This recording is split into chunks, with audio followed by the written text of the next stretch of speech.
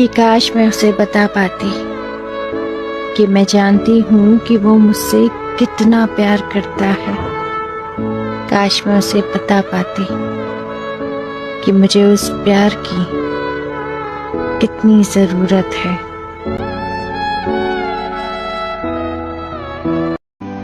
मैं जानता हूं तुम अब कभी नहीं आओगे,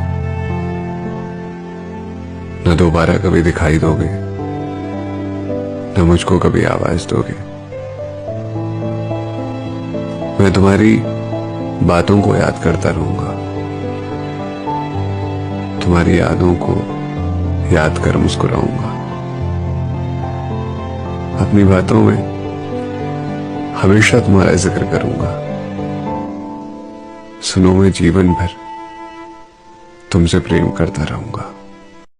तुम्हारे बाद ये दुख भी तो सहना पड़ रहा है। वाह, किसी के साथ मजबूरी में रहना पड़ रहा है।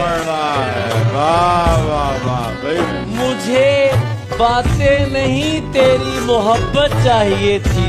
वाह, मुझे बातें नहीं तेरी मोहब्बत चाहिए थी।